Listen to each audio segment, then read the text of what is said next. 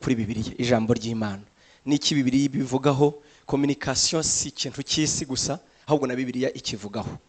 Mu rwandiko Yakobo yanditse ibice 3 umurongo wa 2, turasimbuka wa 5 no 6, haragira hati kuko twese ducumura muri byinshi. Umuntu wese udacumura mu byo avuga aba ari umuntu utunganye rwose, yabasha no gutegeka umubiri we wose ngo udakora icyaha. N'ururimi narwo, umurongo wa 5, n'ururimi narwo niko ruri, n'urugingo ruto rukirarira ibikomeye. Murebe namwe ishyamba naho ryaba rinini rite, uburyo ritwikwa n'agashashi gato cyane. Kandi koko ururimi ni umuriro, yemwe ni ububi bungana n'isi. Ururimi rwashyizwe mu ngingo zacu, nirwo rwonona umubiri wose, rukongeza kamere yacu yose, narwo rukongezwa na Gehinomu. Iyo ukomeje bakomeza bavuga uburyo ururimi ari ikintu kibi. Nibagiye kubaha itangazo, nta wundi muntu wemeye ku nkamera uretse bari abantu bombi bari hariya. Imana ibaho umugisha. Ahubwo twebwe dukurikire, telefone zacu tuzishyiraho ubwo muri silencieux kugira ngo dukurikire muri uyu mwanya twabonetse imbere y'Imana. Imana ibaho umugisha. Reka twongere dusome ikindi cyanditswe. Ni Yakobo igice cya 1 umurongo wa 19, haranditse ngo nuko rero bene data bakundwa, umuntu wese yihutere kumva ariko atinde kuvuga, kandi atinde kurakara. Amen. Ibi ni ibyanditswe bike cyane nahisemo muri byinshi Bibiliya ivuga kuri communication, ivuga ku kuvuga. Turaza no kuvuga communication icyo ari cyo. Ni impamvu bivuze ni biki mu isezerano rya kera n'isezerano rishya. Communication ni ikintu Imana yahaye agaciro. Reka dukomeze rero, dukomeze ni imbere baze gukomeza kudufasha. Ubushakashatsi ku bantu bize communication bavuga ko ibibazo 70% biri mu isi bituma ibihugu birwana n'ibindi, abagabo n'abagore bagashwana. Ibibazo 70% uzabona byanze gukemuka mu isi, bavuga ko biterwa n'icyo bita miscommunication na communication itagenze neza. Ibi ntabwo ari isengo bivuga, niko abantu abahanga mu bijyanye na communication n'imibanire n'abantu. Iyo tuvuga ngo Iraq yarwanye na Amerika, Syria irimo irarwana, muri Libya bimeze bitya, bo bavuga ko ari ikibazo kiba cyabayeho, ari miscommunication, communication iba yagenze nabi. Nta bantu bahaguruka ngo barwane, oya, ntabwo igihugu gihaguruka ngo kirwane n'ikindi, ahubwo baba babanje kureba uburyo bakemura ibibazo byabo, noneho bikanga bakabona hitamo kujya mu mitsi. Dukomeze. Nagira mbabwire ko divorce muri Amerika niho bakoze ubwo bushakashatsi. Ikibazo cya communication, turaza kuvuga communication icyo ari cyo, bavuga ko ari cyo kiza ku mwanya wa 2 nyuma yo gucana nyuma ya infidelité. Communication iza ku mwanya wa 2 mu gutera divorce nyinshi ku isi. Mbega ufashe ku rutonde ukagenda ushyira ku rutonde mu bibazo biteye bigeramiye bihanze ingo zacu, icya mbere nk'uko nabivuze ni uguhemukirana, ni ugucana inyuma. Icya kabiri ni communication. Turaza kubireba ku buryo ingo zacu nyinshi ibibazo bihura nabyo bishingiye kuri aka kajambo gato cyitwa communication. Ntitumenye no ku buryo twagakemura ingo zacu zikamererwa nabi. Dukomeze. Niki rero communication? Murambabarira si ukutamenya ikinyarwanda, ariko nabuze ikinyarwanda nyacyo cyavuga aya magambo communication. Mpitamo kubivuga kuriya, ariko ndabigerageza kubishyira mu kinyarwanda. Communication ni iki? Definition yoroshye, igisobanuro cyoroshye kiravuga ngo is exchanging of information by speaking, writing or using some other medium. Mu kinyarwanda communication ni uburyo twebwe duhanahana amakuru binyuze mu magambo, mu nyandiko, mu bimenyetso, mu guceceka, mu kuzunguza umutwe n'ibindi. Nagira ngo umenyeshe ko ikintu cyose umuntu akora, yabishaka atabishaka, ni uburyo bwo guhanahana amakuru. Ibyo rero bishobora, nkuko nabivuze, inyandiko ihagarariye ubundi buryo bwose bishobora guhanahana amakuru ariko tudakoresheje amagambo. Amagambo nayo nyine ni amagambo aho umuntu ashobora gukomunika n'undi. Medium rero ni uburyo nano dushobora gukoresha dukoresheje ibikoresho by'ikoranabuhanga. Urugero telefone, urugero radio, urugero ni ubundi buryo bwinshi, televiziyo, internet. Ubwo buryo bwose nicyo bita medium, nabyo ni uburyo dukoresha duhanahana amakuru. Imana ishimwe cyane. Imana ishimwe. Reka dukomeze. Dore rero diagram, ntabwo naje kubigisha communication nk'uri kwigisha mu buryo buri academique, ariko ndagira ngo bize kudufasha kuza kugera aho tugera ku rugo. Ubu turakere muri introduction ya communication, nibura twumve concept ya communication. Communication ni iki? Diagramme ni nk'igishushanyo cyerekana communication icyo ari cyo.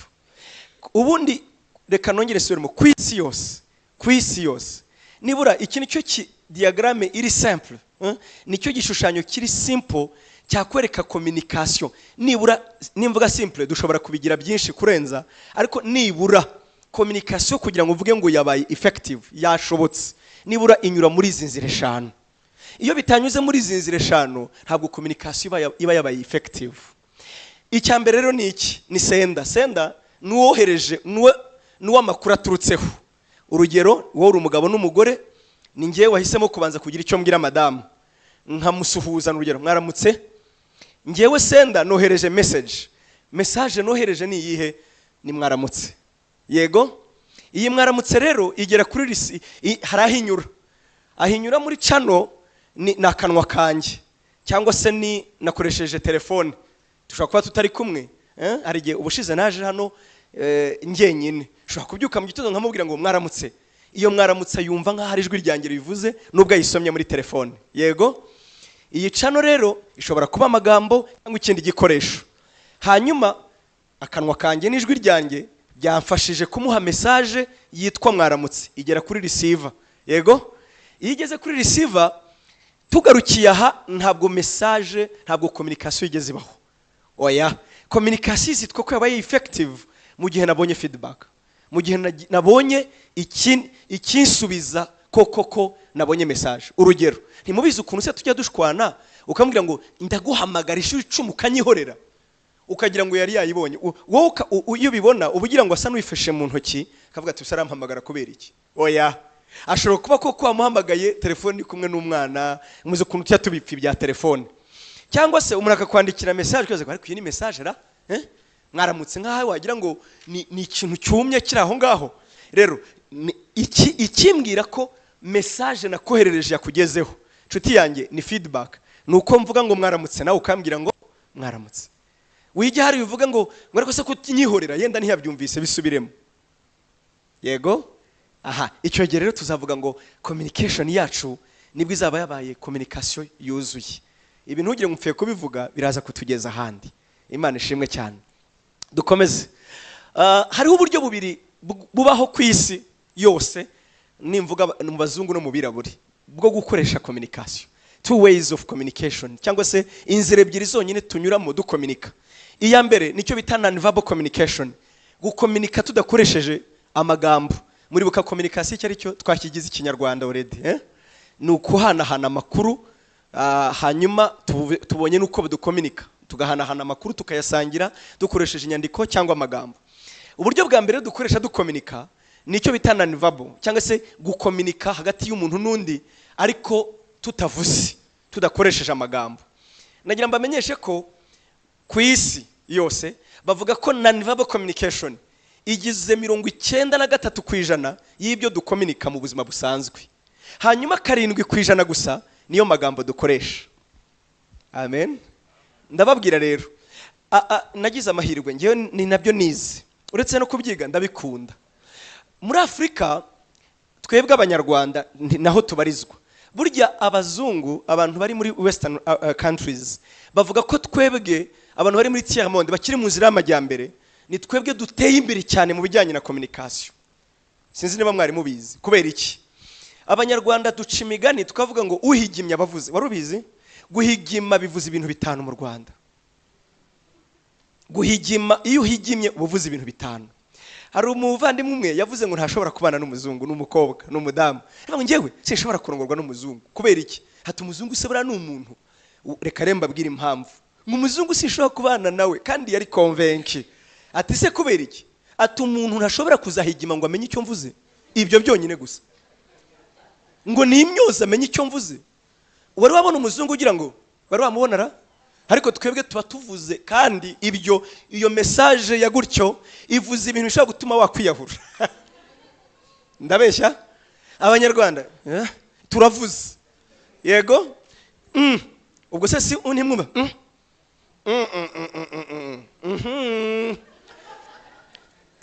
mwese ntimubyumvise sibyo mvuze? Hari ijambo se mvuze ivuze ibintu bitanu. Turakabije, turarengeje muri Afrika cyane mu gutera imbere mu bijyanye na non-verbal communication. Uzarebe ngende umupasiteri nawe pastor, hari ubwo n'umugabo n'umugore bafite ibyo bapfa, ukabona baje kukubwira gusa ari nko kuvuga ngo reka turangize umuhango, nta witeguye gusubirana n'undi, kandi wabireba ukabona bombi baziranye ku byo bapfa, ariko iyo wabishaka ukabibura. Uzaho byapfiriye aho udashobora kumenya, ni mu byo batavuganyeho. Ibyo mvuga birumvikana? Aturiya mugabo yarambabaje, yakukoreye iki akakibura, atuze ukuntu yandebye. Iyo ndebo yaravuze ku buryo yamukomerekeje ahantu udashobora gushima, kandi yaramukomerekeje koko. Aturiya mugabo ntabwo umuzi, na leta y'u Rwanda yarabimenye. Niyo mpamvu tuvuga ko hari ihohoterwa ryo mu ngo. Ihohoterwa ryo mu ngo rero rishingira ahangaha kuri non-verbal communication. Iyo ryageze aha biba byatangiye kuba ibindi. Yego, umuntu ashobora kukubabaza atavuze. Ibyo ngira ngo turabizi neza, turabyemeranye. Ku buryo ushaka icyo umurego ukakibura, we akaba abizi ngo azijyana ashingiye kuri non-verbal communication. Nashaka azazane kamera mu nzu, nta jambo ryawe azumva kandi uzamubabaza. Abanyarwanda rero twitonde no kutavuga no kuvuga burya. Wari ubizi? Baravuga ngo even silence ivuga kuruta amagambo. Kuba ucecetse biravuze kuruta kuba wavuze. No mu Kinyarwanda nyine n'uceceka bavuga. Twebwe n'uhigimye abavuze, mbarimo mbazi, rindumu. Dufite n'amagambo abivuga nyine. Kuba nacecetse ntugire ngo ririmo. Urumva? Ibyo byose ni ibyerekana culture yacu yuko ducingira ku bintu tutavuze. Yego, ntukajye hariya ubundi hari ijambo ribiribaho ngo uriya muntu ngo babazwa n'ubusa. Ubusa ntibujya bubabaza. Ubusa ntibubabaza, ahubwo wabuhindiye ubusa kuko butari ku mutima wawe. Niyo impamvu wumva ari ubusa nuko butakwerekeye. Nta mugabo, nta mugore, nta mubyeyi ubabazwa n'ubusa. Ndagusabye, niyo mpamvu ubwo urupfu, impfu zacu zingo zipfira hano kenshi. Non-verbal communication. Abagore ndabize neza, nkunda kwigisha ingo mu bintu bivuna mukavunwa natwe abagabo n'uburyo duceceka. Ugasanga umugabo yaracecetse, ukibaza ariko se ko atanavuga namutwaye iki?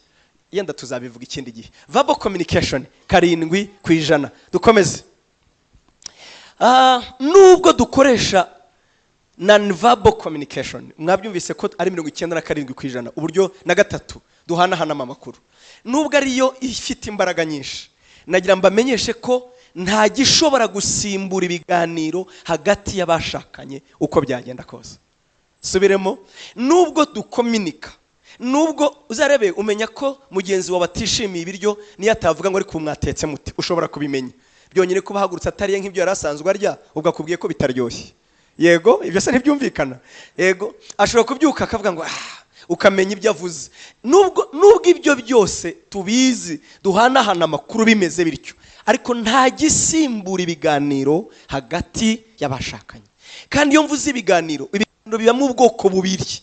Hari ibyo bita formal na informal. Ibyo byombi ntibikaburi. Hari inshuti n'abantu nzi. Abo bantu nzi barakira abafiance by'amahirwe make ntibanabanye. Bakundanye natwe dukundana. Ndavuga tugikundana, nshaka kuvuga n'ubu turakundana tukira abasheri b'abafiance kwa. Noneho iyo bajyaga kuganira, umusore yarabaga afite agapapuro kanditseho ibintu bitanu baza kuganira. Uranyumva? None akavugana n'umukobwa ati ubwo twe tukajya bien sûr kuri restaurant imwe, no bakajya ku yindi restaurant, tukaba tuzi ko bari buze guhura nyine bagatahana. Mu minota 20 yabaga muhamagaye ati ni murasoza.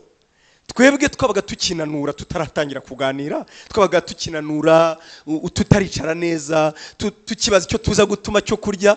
Mu gihe tukiri muri ibyo ukumva arahamagaye ati twebwe turasoje. Nyuma rero tuza kumenya uko byagendaga. Iyo bajyaga guhura yabaga yitwaje ingingo baza kuganiraho. Icya mbere, ubukwe ni ryari. Icya kabiri, ivuga butumwa rimeze rite. Icya gatatu, ibyo ntibibaho. Ibyo ni meya n'abaturage be.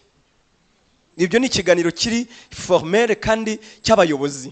Ntabwo basheri baganira batyo. Ntabwo umugabo n'umugore baganira batyo.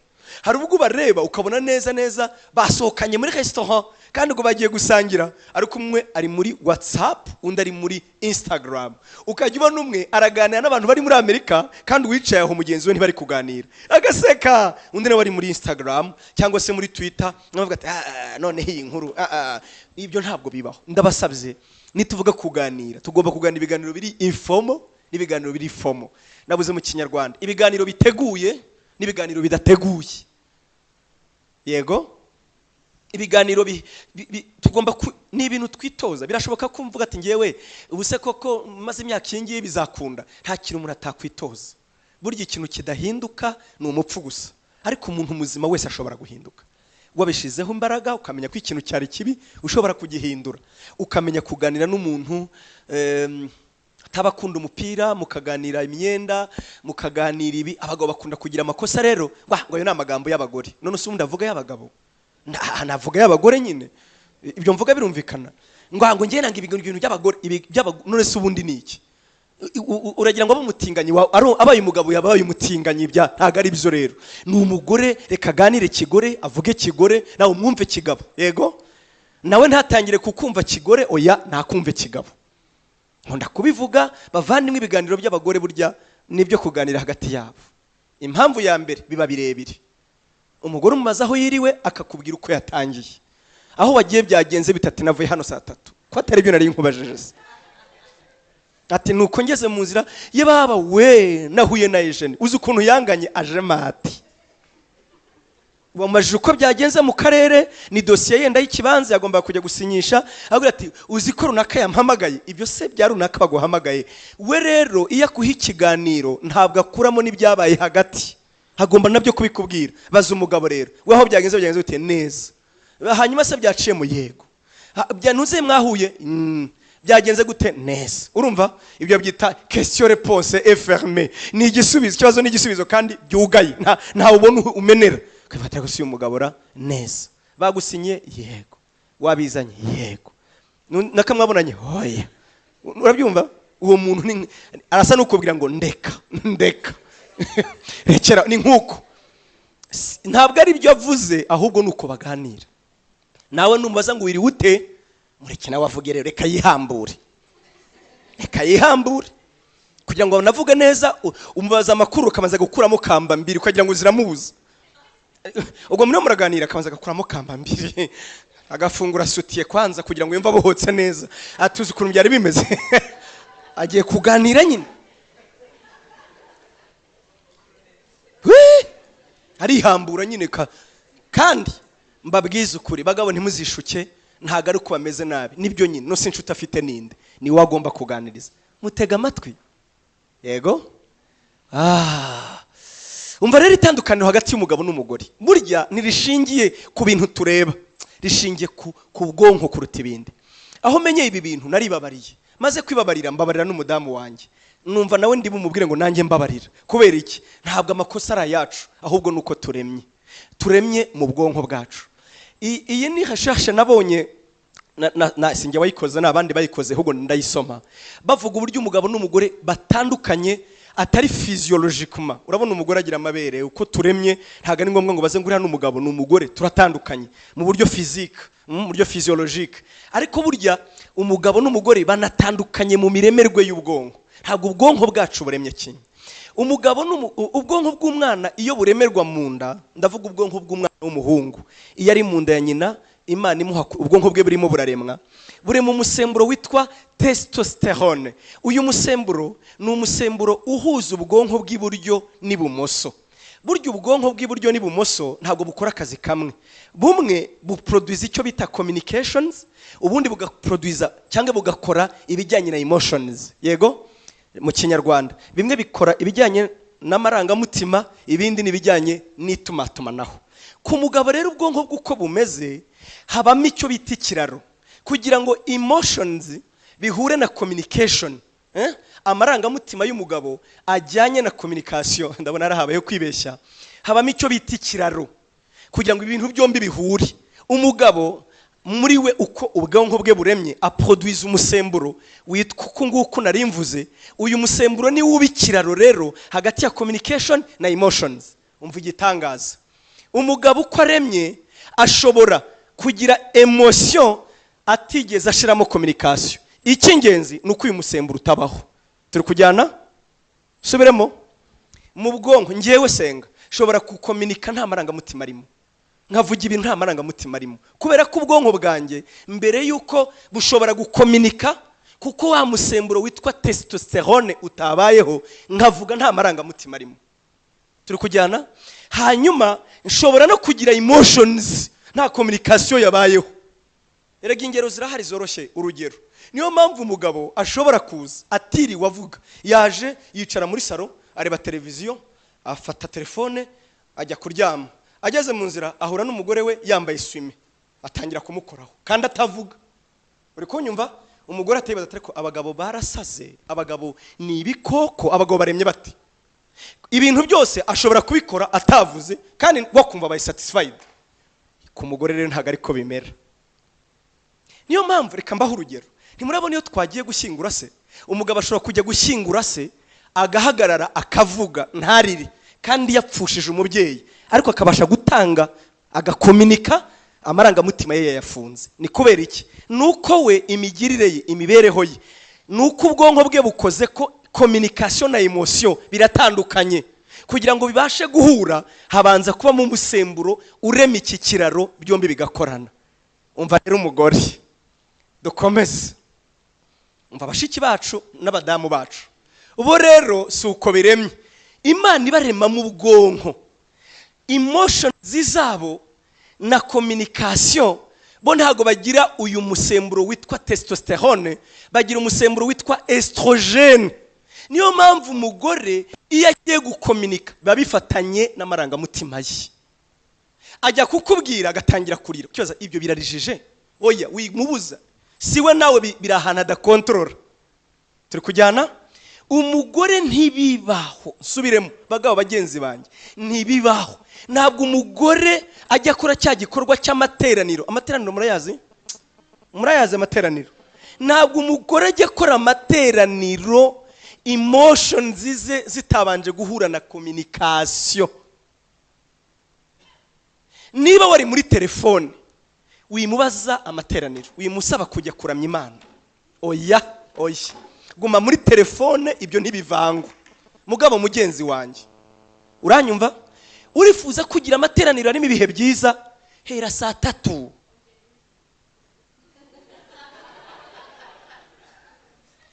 Hera saa 3. Nukuvuga iki?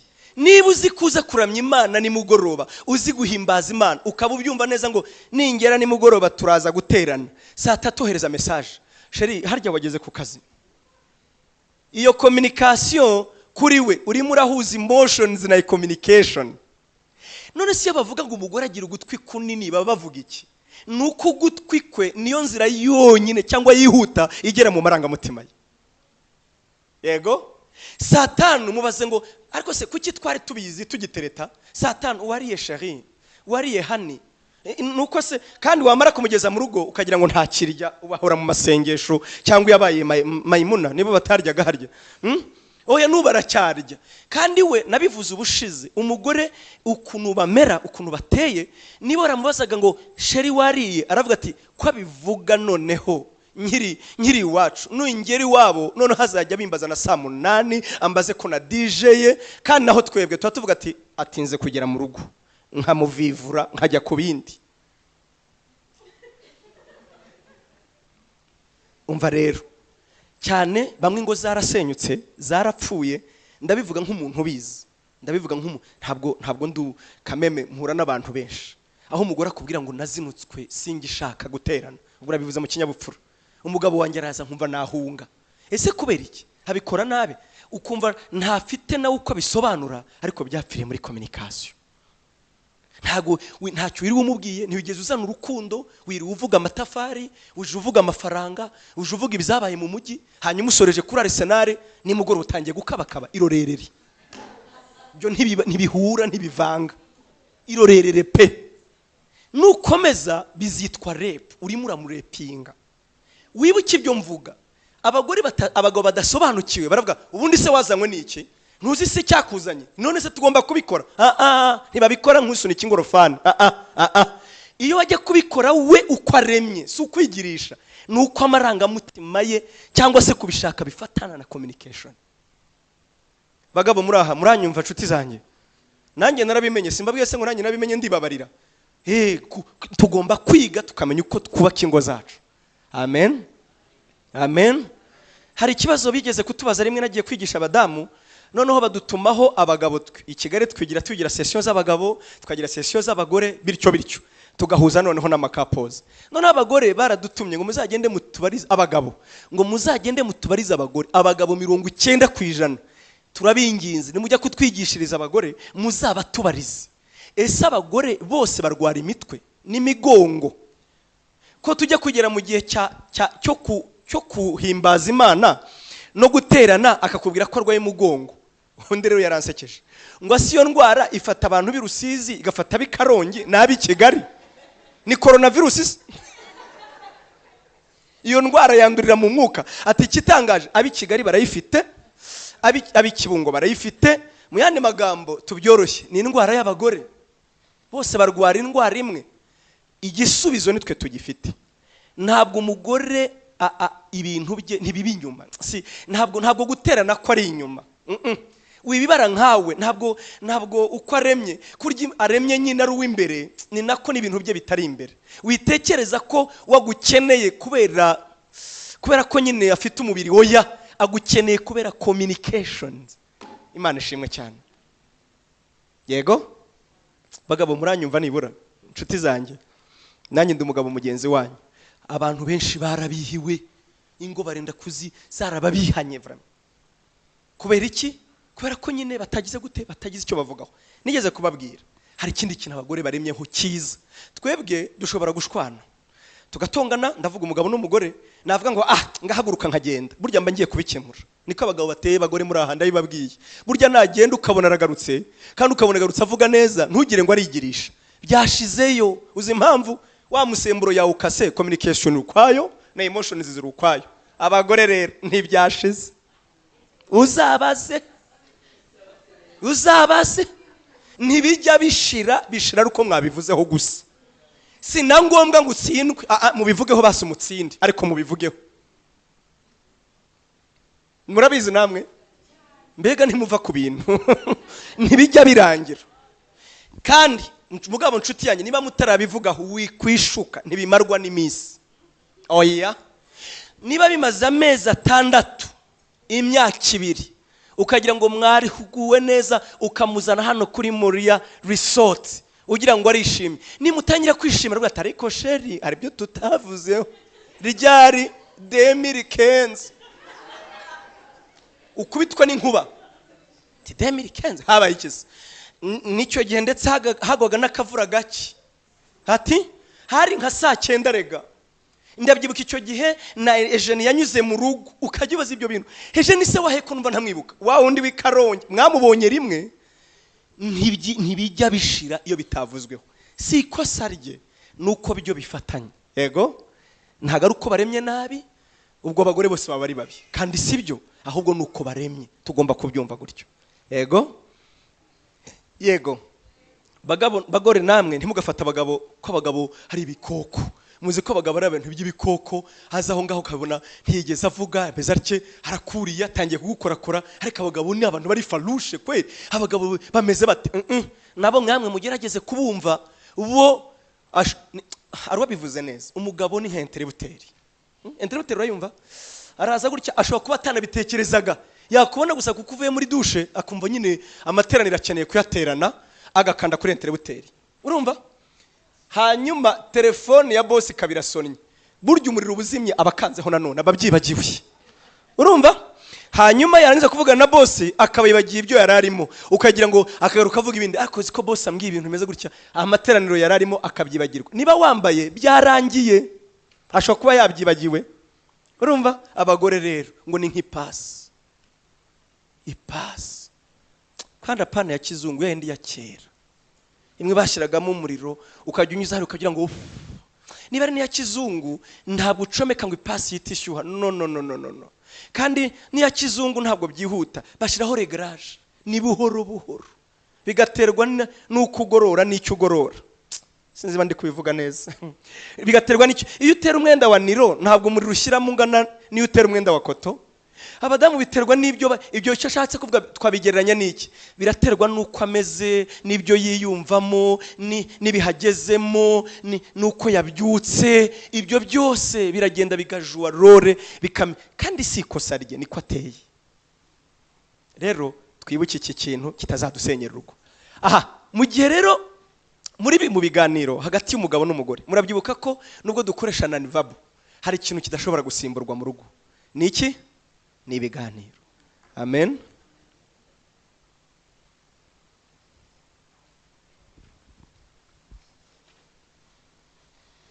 Ibi nabyo ni ibisanzwe. Nabyo ni ibisanzwe. Iyo ngiye kubigisha usanga nababwiye nti ndabiyamye mureke mbwiriza ngenyine. Kuko turabafasha nyine baba, kandi buri byo bakora ntugire ngo ntibifite umumaro, bifite umumaro. Imana ishimwe cyane. Tugaruke rero. Mu gihe turi mu biganiro, ndabasabye bagabo bagenzi banjye, badamu muri hano, kurema ibiganiro ni ikintu cy'ingenzi. Kandi ngewe nyansaba abadamu, abagabo, yuko ari mwebwe mufati ya mbere kurema ibiganiro hagati y'ingo. Ugafata umwanya ugasohokana n'umudamu wawe, akaba ari wowe ubikora. Ugafata umwanya ukamubwira ngo ndifuza ko tuganira. Ugafata iya mbere mu rugo ugaterura ikiganiro. Birafasha. Kubera iki? Sinzi ubushakashatsi aho bwavuye, bwo sinabusomye narabyumvise, ngo ubundi umugabo ngo abyukana amagambo 10,000, ngo umugore wabyukana amagambo 40,000. Ngo umugabo yageze ku kazi ngo akoresha 9,000 hagasigara nka 500 cyangwa se 1,000. Ngo umugore we ngo yageze ku kazi ngo akoresha amagambo 20,000, akagira mu rugo agifite stock y'ibindi 20,000. Kandi ngo agomba kurara ayo magambo yose ashize kugira ngo azabona aha yandagiye. Urumva? Naho umugabo we abasigaranye make kugira ngo atamurangira na butarira. Ngo niyo mpamvu yageze mu rugo ngo usanga avuga ngo yego, oya, nagiye cyane. Ngo ariko umugore we abagifite stock yayagomba kurangiza. Nabivuze sinzi aho byavugwa bushakashatsi. Niyo mpamvu umugore ntagiye na kimwe tuzigera dushaka kuganira ku rwego rungana. Iteka ryose umudamu azahora yifuza kuganira n'umugabo we kurenza uko umugabo abishaka. Kubw'ibyo rero, kuko ari ibintu twamenye, apana yenda bituremwemo, twamenye kandi ari ngombwa, niyo mpamvu umugabo agomba gushaka uburyo arema umwanya aganira n'umugore we. Ibitihise utabyibuka umugore yabigusaba, wabona bikeneye ukabiha agaciro, ukabigite, kuko ni ikintu kidasimburwa. Amen. Dore rero ibintu by'ingenzi nk'uko nabivuze, mu gihe muri mu biganiro hari ibintu bibiri by'ingenzi tugomba kwitaho, ni nabyo twasomye tugarutse mu ijambo ry'Imana. Rero icya mbere ni ukumva, icya kabiri ni ukuvuga. Ibi bintu ntabwo nabitondetse pare hazard, ndasubiramo. Icya mbere kigomba kuba kumva, icya kabiri kikaba kuvuga. Niba ugiye kuganira n'uwo mwashakanye, ndakwinginze itwaza umutima wo kumva, kugiye kumva kuruta kuvuga. Ibi nimbivuga ndabivuga ku mugore no ku mugabo, kubera ko abadamu amusori mu kiganiro murakiharira. Ngewe ureke mvuge, iyo mvuze ndaruhuka, reka nkubwire rero sheri ngende kamvuge. Reka uvuge, ariko wibuke ko communication iba effective gusa yo habayeho feedback. Mugenzi wawe nawe reka avuge, turi kujyana. Icya kabiri, binashobotse nubwo nta munyamakuru uri hagati avuge ngo ukoresheje 20, buretse nawe akoresha indi 20. Oya, nubwo nta uhari, ariko ibuke ko ibyo uri kubomboranya uvuga ari numara isaha ebyiri uvuga, ntago ari buze kuba yibuka ibyo wavuze ku minota 30, kandi nawe akeneye kugusubiza. Mu yandi magambo, ikiganiro ni ugusangira, ni uku exchange, ni uku exchanging nyine, ni ukureka kavuga nawe ukagira gute ukavuga. Yego, turi kujyana nshuti zanyu. Dore ikintu cyatwisha iteka iyo tugiye mu kiganiro, kumva bitubana bike, ahubwo kuvuga bikaba byinshi. Yego, cyangwa se tugahimana. Umugabo nyine umugore akavuga ukamwumva, yego. Ngo nyine bamwitegereje nk'umuntu w'umugabo, yego, okay. Kabunyoye ku mazi, mwatuzana facture. Ubwo nyine mwari mwaje kuganira kuri resort, bakazana facture. none shesheri ko ntacyo uvuze. Ntabyumvise nyine, cyo wambwiye se nabyumvise. Batuzana facture ntako ntacyo mbwiye, nabwo ntabwo ari byiza. Mu by'ukuri kuganira ndabingenze, nujya kuganira n'umuntu jya witwaza ko ikiganiro kigiye gukemura ibyari bibazo mu rugo. Ntabwo kuganira tugiye kuhatsindanirana, ntabwo kuganira tugiye mvuge ngo ikiza kwerekana undi ko ari mubi wowe uri mwiza cyangwa ubuhemu. Oya, niyo byaba byarabaye, ahubwo kuganira ni uburyo dufite bwo gukemuriramo bya bibazo twari dusanganye, bya bibazo byari byavutse mu rugo.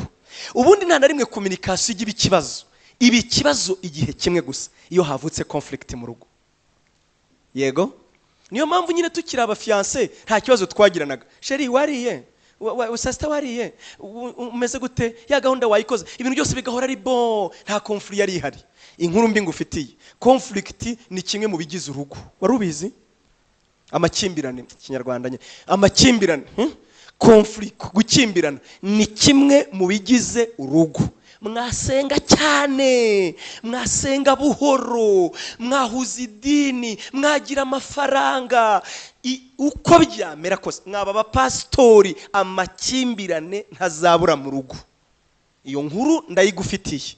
Kubera iki? Hari ugeze kumbaza ngo ariko pastor ntago bishoboka kwere, bure ntago twabaho tudakimbirana vraiment. Ngiye n'ukuri kw'Imana ndabishaka, wamureba ukabona n'umwana nyine. Ngize ukuri pa ubu nta kuntu twaho tudakimbirana, ntoya nibyabaho. Hati ngiye mbwira nzabigerageze, tereka nge nkwibarize, nta gihe urabyuka ukumva ubwo ufite umunabi. Hati cyane, niba wowe ushobora kwikimbirana nawe ubwawe, gute mugenzi wawe utazakimbirana nawe? Niba ngewe nshobora kubyuka nkaburaho nishyira, nkumva nikimbiranye, nkabyuka gusa nkumva shaka guceceka, nkabyumva gusa nkumva ndabishye ngewe, urumva se mugenzi wanjye we nzamumererana? Ikindi, amakimbirane rega ntabwo tuyagira muntu, hari n'igihe tutashobora kuyajera.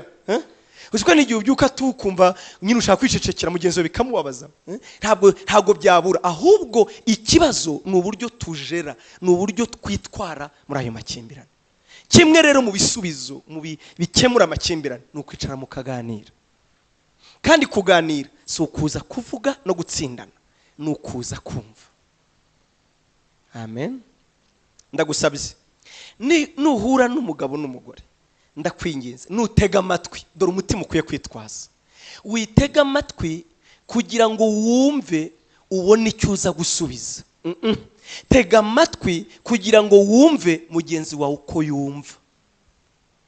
Ndasubiramo, nujya kumva niba mugiye kuganira, witega amatwi kugira ngo ubone uko umusubiza, mbega ubone uko umutsinda, ubone uko uhinyuza ingingo ye. Oya, tega amatwi, kuko niba uzi ko ari umugore wawe, ari umugabo wagukunda, akaba akubwira uko yabaye, uko wamubabaje, uko yiyumvise, wishaka kugira ngo ubone nawe icyo umusubiza umutsinda. Oya, ahubwo tega amatwi kugira ngo wumve, usa n'uwinjiye muri we, koko ngo wakire uko yiyumva.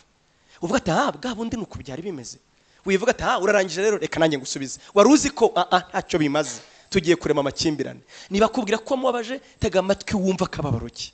Niba akubwira ko yakubuze, tega amatwi wumva ukuntu yakubuze. Mbega gerageza kwakira ikivuye mu mutima we, ucyumve. Uko niko bita kumva, icyo bita écoute active mu Gifaransa, cyangwa se active listening. Ndagusabye nicyo bita kumva. Naho kumva so kuvuga ngo amatwi yanjye arakanuye, ni ukumva ukeneye kwinjira mu mutima no mu bitekerezo no mu marangamutima yundi. Kuvuga rero mbere yuko naho tuhagita dukomeza, niba nanone ugiye kuvuga, ndakwinginze irinde gukoresha amagambo ababaza abandi. Irinde amagambo, dusubire inyuma tugaruke, turaza kuhagera nyuma, tusubire inyuma garuka gato.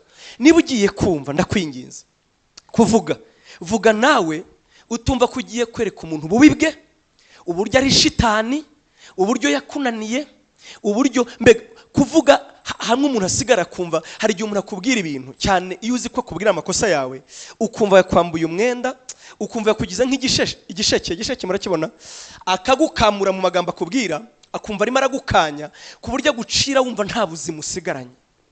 Ndakwinginze, niba ugiye kugira icyo ubwira uwo mwashakanye, nubwo yakubabaje, nubwo ari ibyo akora atari byiza, koresha imvugo yoroshye.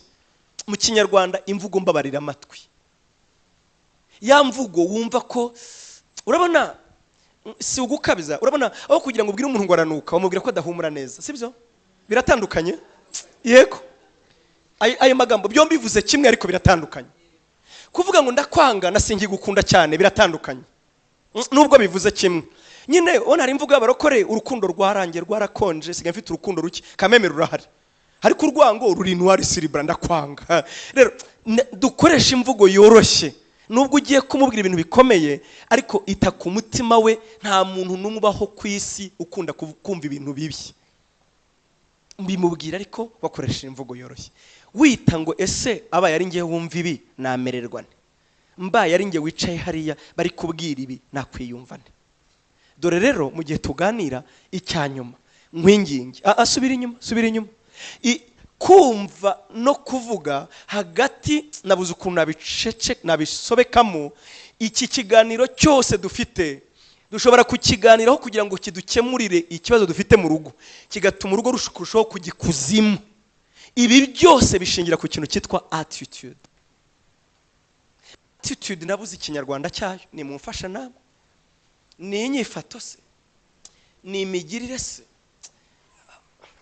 Reka mbaho urugero ndaza kuhagera. Attitude, uzi kubwira umuntu uri murarira mbwa ngeshere narababaye pe narababaye, ugira ngo ntago ari kukumva, ariko attitude nivuga vuba ugende, warababaye yupfasa bo bundi wabuze iki. Turi kujyana, suko nawe utamusubiza. Rero sheri ujye umbabarira vraiment, rega ntago ari ngewe, ari muri telefone. Amagambo murayumva, amagambo ni mabi ariko attitude ntago yavuga, attitude ntihuye nabyo. Ikimataringa muri ibi rero ni attitude yacu. Ibyo mvuga birumvikana na inyifato yacu. Dukomeze. Dore rero amagambo ukwiriye kwirinda kuvuga mu gihe uri muganira n'umugabo n'umugore. Aya ni make mu ruhuri rwayo. Niyo mpamvu ntimwibagirwe twasomye ngo ururimi n'ububi burenze, ngo bumeze nk'agashashi gato ariko gatwika ishyamba ryose, amazone igashya. Umwuka 50% ngira ngo 1/5 y'umwuka duhumeka tuhabwa na ririya shyamba, ariko agashashi gato kakandi katagura amafaranga ageze kuri 3, kakandi udashobora kubonera igiciro, ukagira urya ugatwika ishyamba rya amazone. Ni nako n'ijambo rito uvuga rigusenyera urugo, rigasenya umutima wo mubana, ntazongere kubyuka kandi we wararivuze ugira ngo urakina. Ndabinginze, dore amagambo tugiye kwirinda mu gihe tuganira. Cyane mwibuke, communication si ikibazo tumeranye neza. Communication ni ikibazo mu gihe haje amakimbirane. Yego, kuko iyo twarakaranije, ya jambo twasomye 1:19 ndavuga muri Yakobo, haranditse aravuga ngo nshuti yanjye ngo ujye wihutira kumva utinde kuvuga, ngo kandi muri ibyo byose utinde kurakara, ngo kuko uburakari buva mu mutima w'umupfapfa. Uburakari nta kindi bukoresha uretse ibyo uzasigara wicuza. Niba warakaranije n'umugabo wawe, niba warakaranije n'umugore wawe, irinde kuvuga ari amagambo, kuko nubwo we wabivuga kubera uburakari, mu mutima we n'imbuto bibizye itazareka kwera. Subiremo, wabivuze ukina cyangwa urakaye, wowe ntubyibagirwa, ariko amatwi yabyumvise. Kuri Bibiliya, ijambo ry'Imana niki Bibiliya bivugaho. Communication si ikintu cy'isi gusa, ahubwo na Bibiliya ikivugaho. Mu rwandiko Yakobo yanditse ibice 3 umurongo wa 2 turasimbuka wa 5 no 6 haragira hati, kuko twese ducumura muri byinshi, umuntu wese udacumura mu byo avuga aba ari umuntu utunganye rwose, yabasha no gutegeka umubiri we wose ngo udakora icyaha. N'ururimi narwo, umurongo wa 5, n'ururimi narwo niko ruri, n'urugingo ruto rukirarira ibikomeye.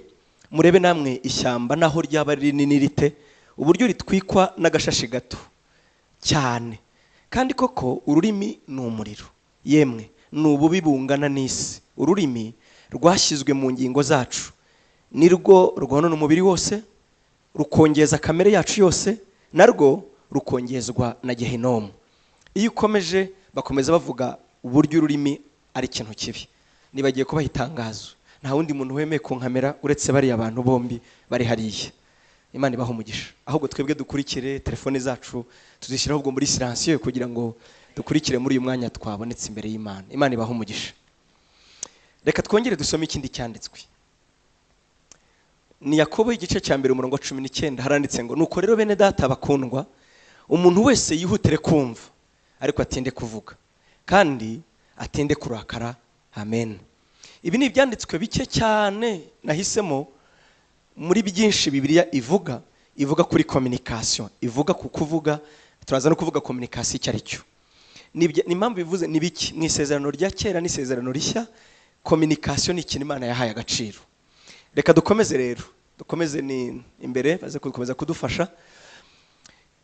Ubushakashatsi ku bantu bize communication bavuga ko ibibazo 70% biri mu isi bituma ibihugu birwana n'ibindi, abagabo n'abagore bagashwana.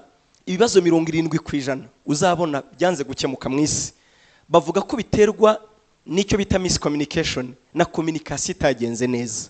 Ibi ntabwo ari sengo bivuga, niko abantu abahanga mu bijyanye na communication n'imibanire n'abantu. Iyo tuvuga ngo Iraq yarwanye na Amerika, Syria irimo irarwana, muri Libya bimeze bitya, bo bavuga ko ari ikibazo kiba cyabayeho, ari miscommunication, communication iba yagenze nabi. Nta bantu bahaguruka ngo barwane, oya, ntabwo igihugu gihaguruka ngo kirwane n'ikindi, ahubwo baba babanje kureba uburyo bakemura ibibazo byabo, noneho bikanga bakabona hitamo kujya mu mitsi. Dukomeze. Nagira mbabwire ko divorce muri Amerika niho bakoze ubwo bushakashatsi. Ikibazo cya communication, turaza kuvuga communication icyo ari cyo, bavuga ko ari cyo kiza ku mwanya wa kabiri nyuma yo gucana nyuma ya infidelité. Communication iza ku mwanya wa kabiri mu gutera divorce nyinshi ku isi. Mbega ufashe ku rutonde ukagenda ushyira ku rutonde mu bibazo biteye bigeramiye bihanze ingo zacu, icya mbere nk'uko nabivuze ni uguhemukirana, ni ugucana inyuma. Icya kabiri ni communication. Turaza kubireba ku buryo ingo zacu nyinshi ibibazo bihura nabyo bishingiye kuri aka kajambo gato cyitwa communication. Ntitumenye no ku buryo twagakemura ingo zacu zikamererwa nabi. Dukomeze. Niki rero communication? Murambabarira si ukutamenya ikinyarwanda, ariko nabuze ikinyarwanda nyacyo cyavuga aya magambo communication. Mpitamo kubivuga kuriya ariko ndabigerageza kubishyira mu kinyarwanda. Communication ni iki? Definition yoroshye, igisobanuro cyoroshye kiravuga ngo is exchanging of information by speaking, writing or using some other medium. Mu kinyarwanda communication ni uburyo twebwe duhanahana amakuru binyuze mu magambo, mu nyandiko, mu bimenyetso, mu guceceka, mu kuzunguza umutwe n'ibindi. Nagira ngo umenyeshe ko ikintu cyose umuntu akora yabishaka atabishaka ni uburyo bwo guhanahana amakuru. Ibyo rero bishobora nkuko nabivuze, inyandiko ihagarariye ubundi buryo bwose bishobora guhanahana amakuru ariko tudakoresheje amagambo. Amagambo nayo nyine ni amagambo aho umuntu ashobora gukomunika n'undi. Medium rero ni uburyo nano dushobora gukoresha dukoresheje ibikoresho by'ikoranabuhanga. Urugero telefone, urugero radio, urugero ni ubundi buryo bwinshi, televiziyo, internet.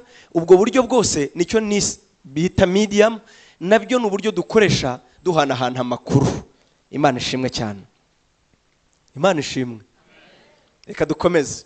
Dore rero diagram, ntabwo naje kubigisha communication nk'uri kwigisha mu buryo buri academique, ariko ndagira ngo bize kudufasha kuza kugera aho tugera ku rugo. Ubu turakere muri introduction ya communication, nibura twumve concept ya communication. Communication ni iki? Diagram ni nk'igishushanyo cyerekana communication icyo ari cyo. Ubundi reka nongere subiremo ku isi yose nibura iki nicyo diagram iri simple, nicyo gishushanyo kiri simple cyakwereka communication. Nibura nimvuga simple dushobora kubigira byinshi kurenza, ariko nibura communication kugira ngo uvuge ngo yabaye effective, yashobotse, nibura inyura muri izi nzira eshanu. Iyo bitanyuze muri izi nzira eshanu ntabwo communication iba yabaye effective. Icya mbere rero ni iki? Ni senda nuwohereje nuwa makuru aturutseho.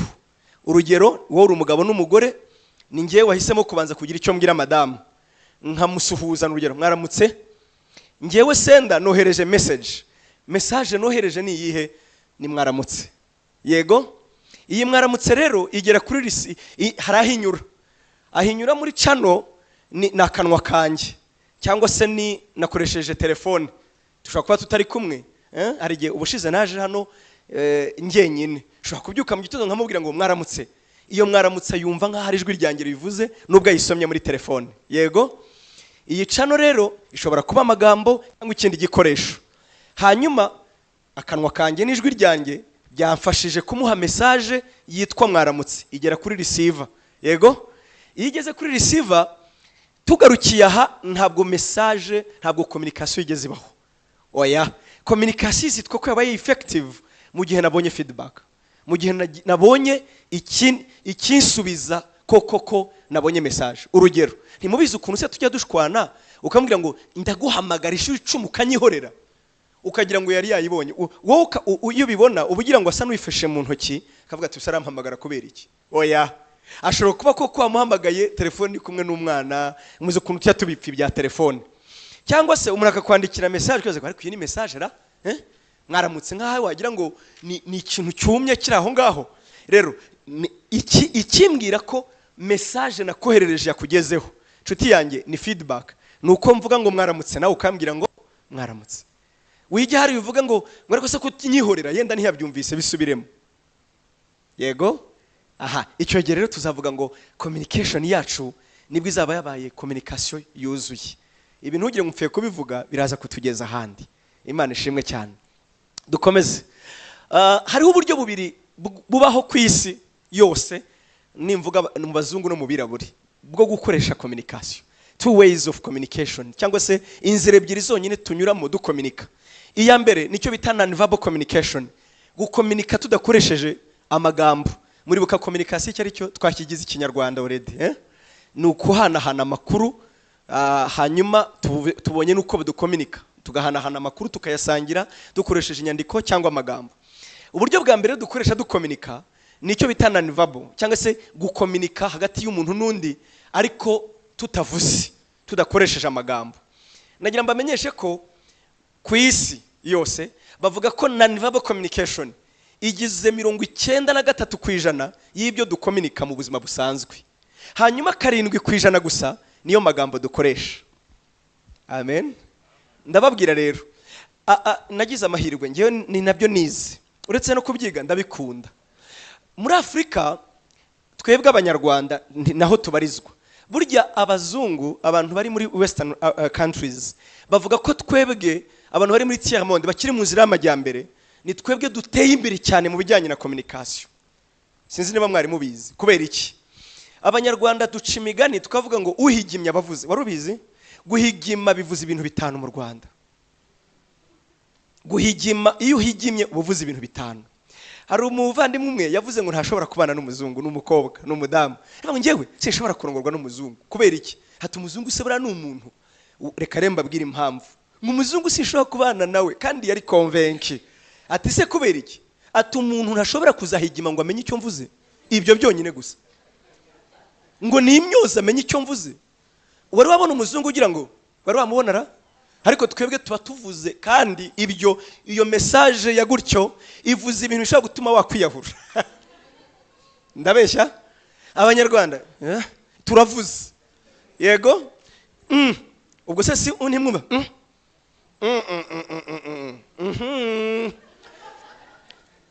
Mwese ntimubyumvise sibyo mvuze. Hari ijambo se mvuze ivuze ibintu bitanu. Turakabije, turarengeje muri Afrika cyane mu gutera imbere mu bijyanye na non-verbal communication. Uzarebe ngende umupasteur nawe pastor, hari ubwo n'umugabo n'umugore bafite ibyo bapfa ukabona baje kukubwira gusa ari nko kuvuga ngo reka turangize umuhango nta witeguye gusubirana n'undi, kandi wabireba ukabona bombi baziranye ku byo bapfa, ariko iyo wabishaka ukabibura. Uzaho byapfiraho udashobora kumenya ni mu byo batavuganyeho. Ibyo mvuga birumvikana. Aturiya mugabo yarambabaje, yakukoreye iki akakibura, atuze ukuntu yandebye. Iyo ndebo yaravuze ku buryo yamukomerekeje ahantu udashobora gushima, kandi yaramukomerekeje koko. Aturiya mugabo ntabwo umuzi. Na leta y'u Rwanda yarabimenye, niyo mpamvu tuvuga ko hari ihohoterwa ryo mu ngo. Ihohoterwa ryo mu ngo rero rishingira ahangaha kuri non-verbal communication. Iyo ryageze aha biba byatangiye kuba ibindi. Yego? Umuntu ashobora kukubabaza atavuze. Ibyo ngira ngo turabizi neza, turabyemeranye. Ku buryo ushaka icyo umurego ukakibura, we akaba bizi ngo azijyana. Ashingiye kuri non-verbal communication. nashaka azazane kamera mu nzu nta jambo ryawe azumva kandi uzamubabaza.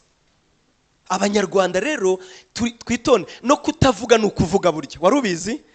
Baravuga ngo even silence ivuga kuruta amagambo, kuba ucecetse biravuze kuruta kuba wavuze. No mu Kinyarwanda nyine n'uceceka bavuga, twebwe n'uhigimye abavuze mbarimo mbazi rindumu, dufite n'amagambo abivuga nyine. Kuba nacecetse ntugire ngo ririmo, urumva? Ibyo byose ni ibyerekana culture yacu yuko ducingira ku bintu tutavuze. Yego, ntukajye hariya ubundi hari ijambo ribiribaho ngo uriya muntu ngo babazwa n'ubusa. Ubusa ntibujya bubabaza, ubusa ntibubabaza, ahubwo wabuhindiye ubusa kuko butari ku mutima wawe. Niyo impamvu wumva ari ubusa, nuko butakwerekeye. Nta mugabo, nta mugore, nta mubyeyi ubabazwa n'ubusa. Ndagusabye, niyo mpamvu ubwo urupfu, impfu zacu zingo zipfira hano kenshi. Non-verbal communication. Abagore ndabizi neza, nkunda kwigisha ingo mu bintu bivuna mukavunwa natwe abagabo n'uburyo duceceka. Ugasanga umugabo yaracecetse ukibaza ariko se ko atanavuga namutwaye iki? Yenda tuzabivuga ikindi gihe. Verbal communication 7%. Dukomeze. Nubwo dukoresha non-verbal communication, mwabyumvise ko ari 97%, uburyo na gatatu duhanahana amakuru, nubwo ariyo ifite imbaraga nyinshi. Nagira mbamenyeshe ko nta gishobora gusimbura ibiganiro hagati y'abashakanye uko byagenda kose. Subiremo, nubwo dukominika, nubwo uzarebe umenya ko mugenzi wawe atishimiye ibiryo niyo atavuga ngo ari kumwatetse muti, ushobora kubimenya byonyine ko bahagurutse atariye nk'ibyo yarasanzwe arya, ubwo akubwiye ko bitaryoshye. Yego, ibyo se ntibyumvikana. Yego, ashobora kubyuka akavuga ngo ukamenya ibyo avuze. Nubwo ibyo byose tubizi, duhanahana amakuru bimeze bityo, ariko nta gisimbura ibiganiro hagati y'abashakanye. Kandi iyo mvuze ibiganiro biba mu bwoko bubiri, hari ibyo bita formal na informal. Ibyo byombi ntibikaburi. Hari inshuti n'abantu nzi, abo bantu nzi barabakira abafiance by'amahirwe make ntibanabanye, bakundanye natwe dukundana. Ndavuga tugikundana, nshaka kuvuga n'ubu turakundana tukiri abasheri b'abafiance kwa. Noneho iyo bajyaga kuganira, umusore yarabaga afite agapapuro kanditseho ibintu 5 baza kuganira. Uranyumva? None akavugana n'umukobwa ati ubwo twe tukajya bien sûr kuri restaurant imwe, no bakajya ku yindi restaurant, tukaba tuzi ko bari buze guhura nyine bagatahana. Mu minota 20 yabaga muhamagaye ati ntimurasoza. Twebwe twabaga tukinanura tutaratangira kuganira, twabaga tukinanura tutaricara neza, tukibaza icyo tuza gutuma cyo kurya. Mu gihe tukiri muri ibyo ukumva arahamagaye ati twebwe turasoje. Nyuma rero tuza kumenya uko byagendaga. Iyo bajyaga guhura yabaga yitwaje ingingo baza kuganiraho. Icya mbere, ubukwe ni ryari? Icya kabiri, ivuga butumwa rimeze rite? Icya gatatu, ibyo ntibibaho. Ibyo ni meya n'abaturage be. Ibyo ni ikiganiro kiri formel kandi cy'abayobozi. Ntabwo basheri baganira batyo, ntabwo umugabo n'umugore baganira batyo.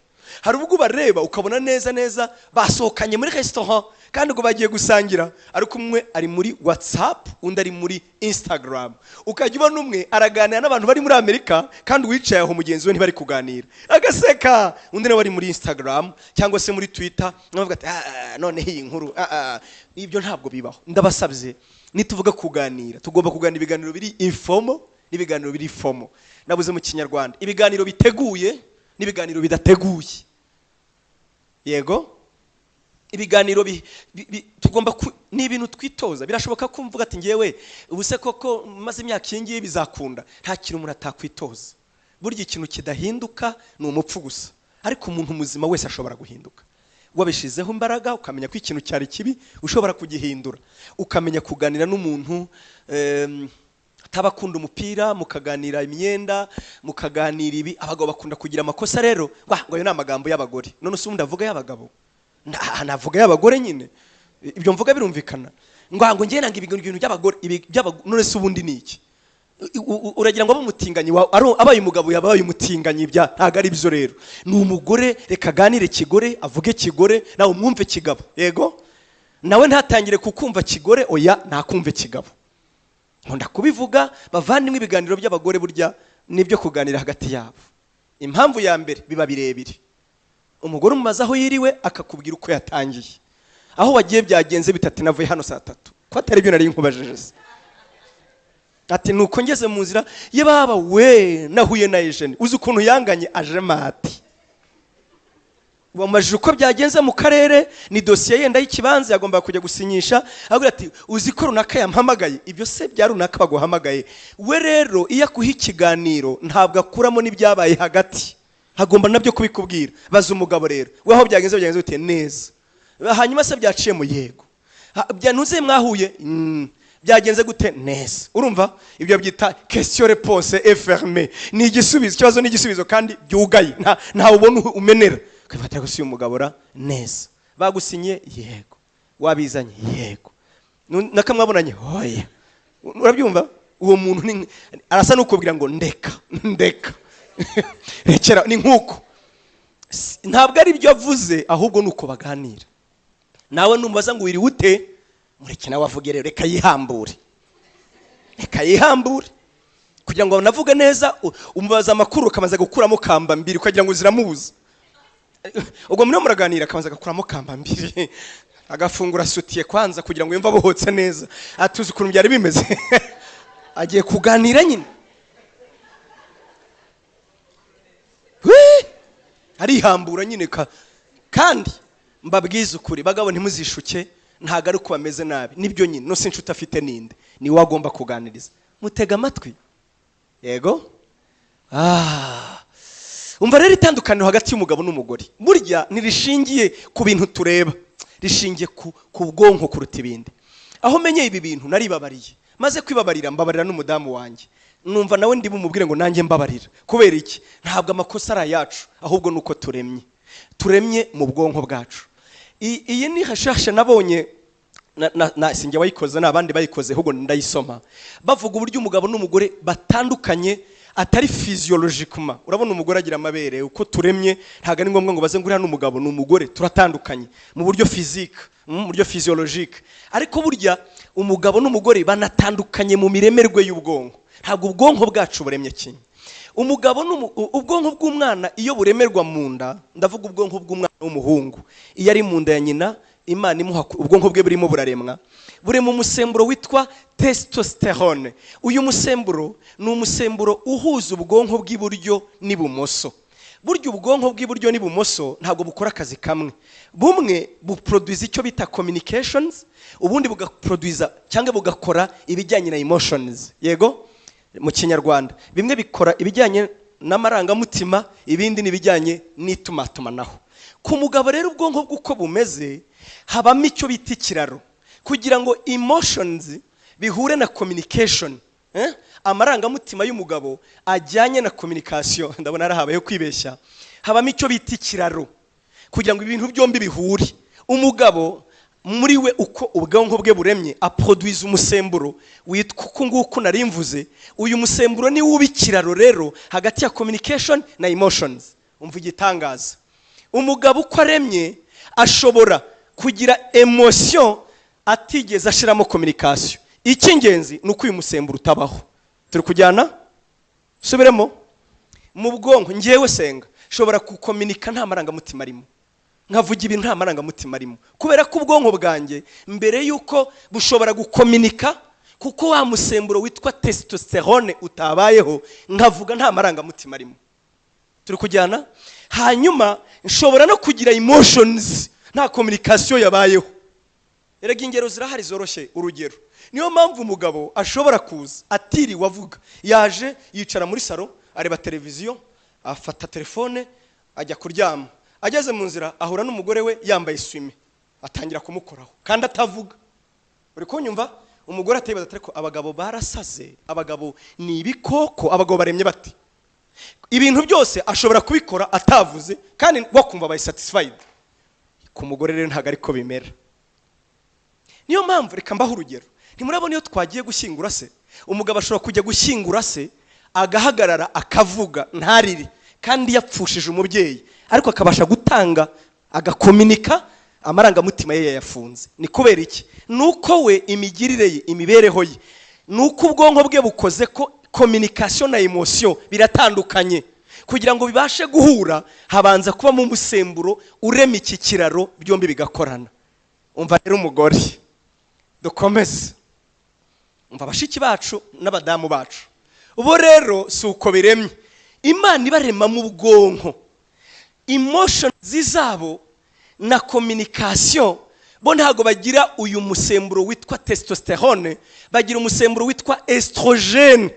Niyo mpamvu umugore iyo agiye gukomunika babifatanye n'amarangamutima ye. Ajya kukubwira agatangira kurira, cyoza ibyo birarijije, oya wimubuza, siwe nawe birahana da control. Turi kujyana. Umugore ntibibaho, subiremo bagabo bagenzi banjye, ntibibaho. Ntabwo umugore ajya kora cya gikorwa cy'amateraniro. Amateraniro murayazi? Murayazi amateraniro? Ntabwo umugore ajya kora amateraniro emotions zize zitabanje guhura na communication. Niba wari muri telefone wimubaza amateraniro, wimusaba kujya kuramya Imana, oya oya, guma muri telefone, ibyo ntibivangwa. Mugabo mugenzi wanjye, uranyumva? Urifuza kugira amateraniro arimo ibihe byiza, hera saa 3.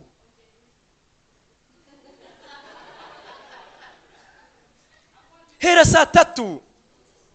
Nukuvuga iki? Niba uzi kuza kuramya Imana ni mugoroba, uzi guhimbaza Imana, ukaba ubyumva neza ngo ningera ni mugoroba turaza guterana, saa 3 hereza message, sheri harya wageze ku kazi. Iyo communication kuri we urimo urahuza emotions na communication. None se bavuga ngo umugore agira ugutwi kunini, baba bavuga iki? Nuko ugutwi kwe niyo nzira yonyine cyangwa yihuta igera mu marangamutima ye. Yego? Saa 5 mubaze ngo ariko se kuki twari tubizi tugitereta? Saa 5 wariye sheri, wariye hani, nuko se kandi wamara kumugeza mu rugo ukagira ngo nta kirya, ubahora mu masengesho cyangwa yabaye Mayimuna nibo bataryaga harya. Oya nubaracyarya. Kandi we nabivuze ubushize, umugore ukuntu bamera, ukuntu bateye, nibo ramubazaga ngo sheri wariye, aravuga ati kwa bivuga noneho nkiri iwacu n'ingeri wabo none hazajya bimbaza na saa 8 ambaze ko na DJ ye, kandi naho twebwe tuvuga ati atinze kugera mu rugo nkamuvivura nkajya ku bindi. Umva rero cyane bamwe ngo zarasenyutse zarapfuye, ndabivuga nk'umuntu ubizi, ndabivuga ntabwo ndu kameme mpura n'abantu benshi aho umugore akubwira ngo nazinutswe singishaka guterana, ubwo urabivuze mu kinyabupfura. Umugabo wanjye araza nkumva nahunga, ese kubera iki? Abikora nabe ukumva ntafite nawe uko bisobanura, ariko byapfiriye muri communication. Ntacyo wiri umubwiye, ntiwigeze uzana urukundo, wiri uvuga amatafari, uje uvuga amafaranga, uje uvuga ibizabaye mu mujyi, hanyuma usoreje kuri Arsenal ni mugoro utangiye gukabakaba. Irorerere byo ntibihura ntibivanga, irorerere pe. Nukomeza bizitwa rape, urimo uramurepinga. Wibuke ibyo mvuga. Abagabo badasobanukiwe baravuga ubundi se wazanywe n'iki? Ntuzi se cyakuzanye? None se tugomba kubikora? Ntibabikora nk'usunika ingorofani. Iyo wajya kubikora we uko aremye, si ukwigirisha, nuko amarangamutima ye cyangwa se kubishaka bifatana na communication. Bagabo muraha muranyumva nshuti zanjye? Nanjye narabimenye, simbabwiye se ngo nanjye nabimenye ndibabarira.